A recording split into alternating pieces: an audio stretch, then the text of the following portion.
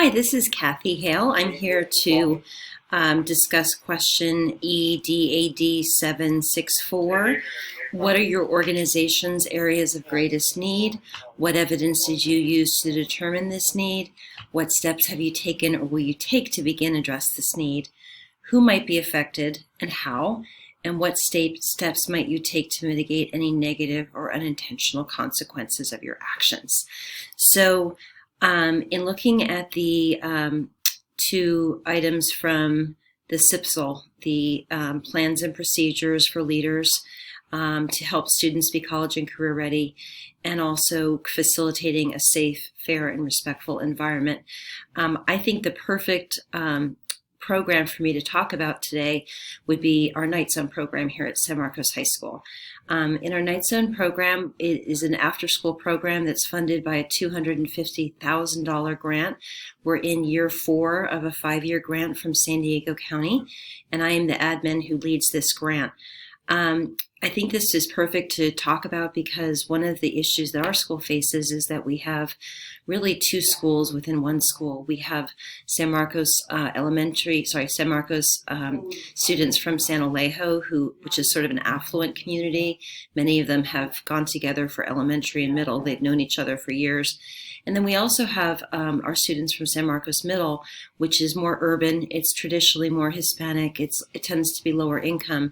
And they also have been students that have been together for like 8 or 9 years.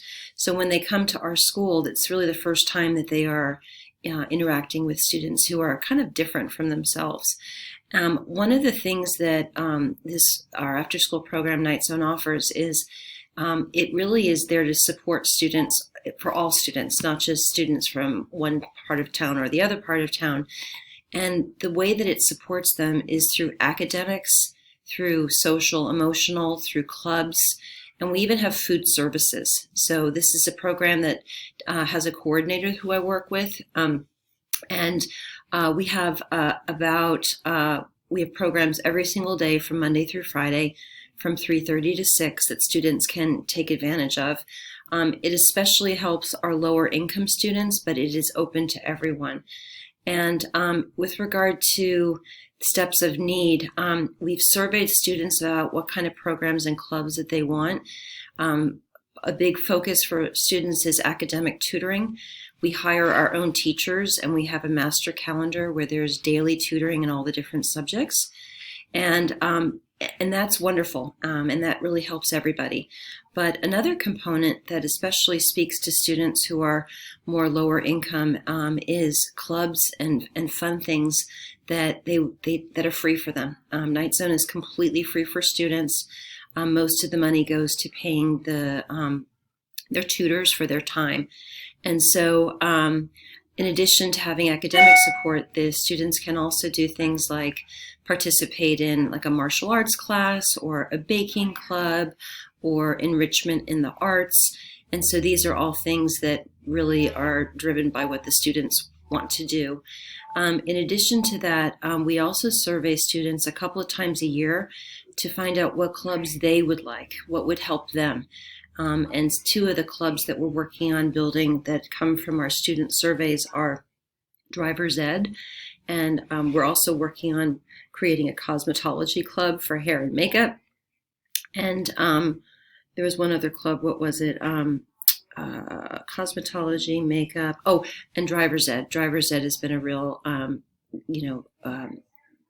a club that really helps students get that, it's not the driver part, but it's like the book part where they have to learn the rules and take the tests. And again, this really helps all of them. Finally, one of the things so where we are now in Night Zone is we have about 45 different clubs. Again, it goes from academic to social to athletic to fun to food services.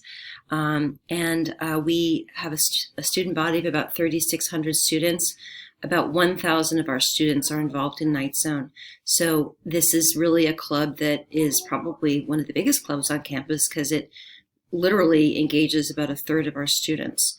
A final intervention that I've started through Night Zone is to try to help our students who are English learner and SPED. They tend to skew on the low end in terms of standardized testing and in terms of grades.